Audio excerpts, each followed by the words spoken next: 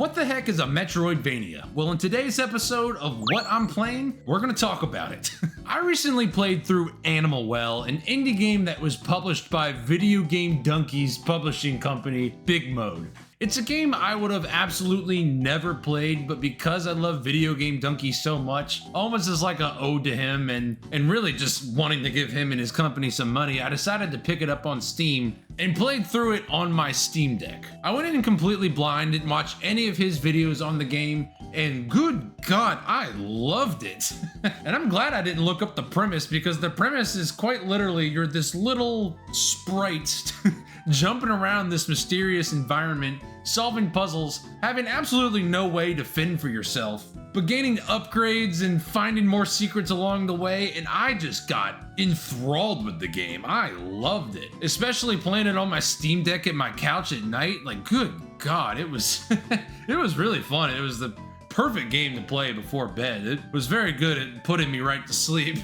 And so finally, after I saw the credits and had played through it, even though there's still so many more secrets to discover, I'm pretty sure, I saw that a lot of people were calling it a Metroidvania. And that's a term I'd kind of heard thrown around, but I really had no idea what it meant to be a Metroidvania, because, well, I've never played a single Metroid game ever.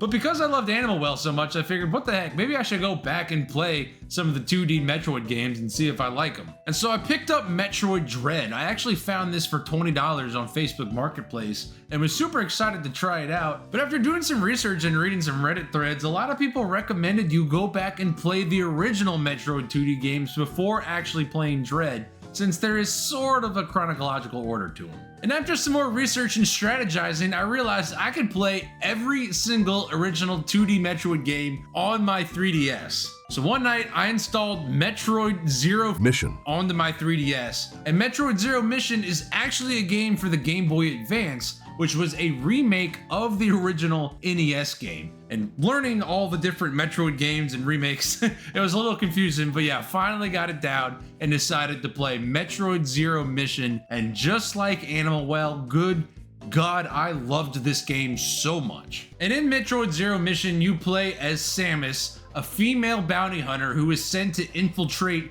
these space pirates who are trying to use this alien life form called the Metroids to experiment on them and turn them into a bioweapon. So you're sent there to go put a stop to all of it. And the funniest thing for me is, like, Samus was always just a character in Super Smash Bros. As a kid, he was the guy in the mecha suit that had the charge beam that kids on the playground would tell you was actually a girl, and you never believed them until Smash Bros. Brawl came out. And you learned that she actually was a female because of Zero Suit Samus. But just like in Animal Well, that same feeling of exploration and puzzle solving really shines through in this game. That was what you were How was I supposed to know that? Just one random part in the ceiling I had to shoot to get out of here. I've been stuck here for like 20 minutes. I really enjoyed how you would get to an area, think there's no way to possibly get through this, or that ledge is way too high up. But as you venture on, you find more power-ups for your suit that can make you jump higher or freeze enemies and turn them into platforms. And it was just so unique how as you progressed and found these power-ups, you would immediately go, oh my God, there was a room 2 rooms away where I can use that power-up to get up to a ledge. And it was really satisfying to keep exploring and keep upgrading your suit. The lava is stupid. Why did they put lava in the game? I hate the lava. I might cry of happiness if they give you a power-up that makes you immune from lava. Immune from lava. Immune from lava. Immune from lava. Please. You are now immune from lava. Decreases damage taken from enemies. That's not what I wanted. Prevents damage from acid and heat. Let's go! We did it! No more lava!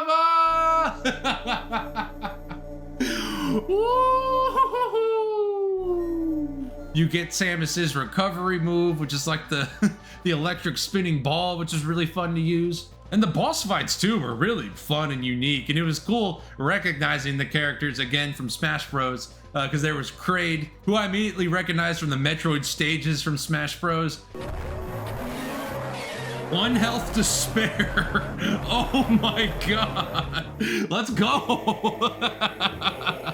And then obviously Riddley. Oh, there he is. Ridley. Ridley from Smash Bros. He's in this game.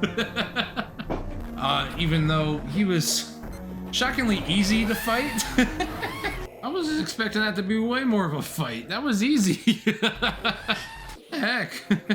I was excited about that. Didn't really get the hype behind Ridley. Maybe he'll come back into play and be a little bit harder in the future games, but just thought it was funny how easily I defeated him each time. And there was even a bonus mission to the Game Boy Advance version that wasn't in the original, where you play as Zero Suit Samus, and it's almost like a 2D stealth game. Like, it almost felt like a 2D Metal Gear game. Like, I felt like I was sneaking around as Snake, but this time as Zero Suit Samus. And it really went to show how powerful you were in that suit. And oh man, while those enemies kept messing me up while I was Zero Suit Samus, I couldn't wait to get my suit back. And once you do, it's like a super powerful version of it, and you get to go through and mess up all the enemies on your way out. So that was also super satisfying. So even though I have many more Metroid games to play, I actually started playing the second one, which was remade for the 3DS. So now I get to actually play a real 3DS game on my 3DS with Metroid Samus Returns. I feel like I finally understand what a Metroidvania is, the whole point of why I was making this video. At least in my opinion, a Metroidvania is a 2D action adventure puzzle platforming game, and I see why it has its own name, because it's such a specific, unique, very fun gameplay loop, and I'm very glad I went back and experienced it. I'm excited to keep going, play through the second one, play through the third one, finally get to Dread. And I think I'm gonna make it my mission to beat every 2D Metroid before actually playing Metroid Trilogy, which I have physically for the Wii. Paid a good chunk of change for it, but I feel like if I play all the 2D games first and then come to this, I just feel like I'm going to love and appreciate it so much more. And if I'm feeling crazy, maybe I'll even play Metroid Other M, which is apparently a controversial spin-off of Metroid.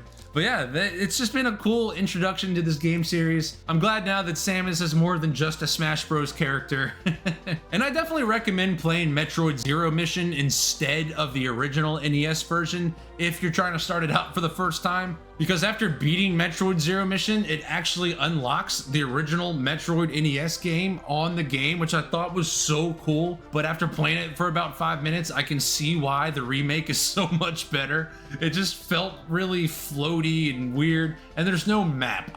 I can't imagine anybody beating that game without a map, or I guess some people back in the day had to write down, like, draw their own maps as they went along. Like, old retro video games are just crazy for that. My shirt didn't change, your shirt changed. But yeah, if you've been following my channel, you've seen I've played a lot of retro video games recently. I have a very nice PC. I have access to play literally any game created at this point, but something about retro video games just keeps pulling me back. For one, there's just a lot of stuff I feel like I missed out on, and it's been fun to experience those things and experience games that I've always heard about but never actually got to play myself. And now that I'm playing Metroid Samus Returns for the 3DS, like, it's a beautiful game. Like, it looks really good, it runs very well, I like how it controls, but there's just something magical about a 2D sprite adventure game like Metroid Zero Mission. Because these 2D sprite games, I feel like they just play a lot into your imagination, and I just feel like it makes you feel like a kid again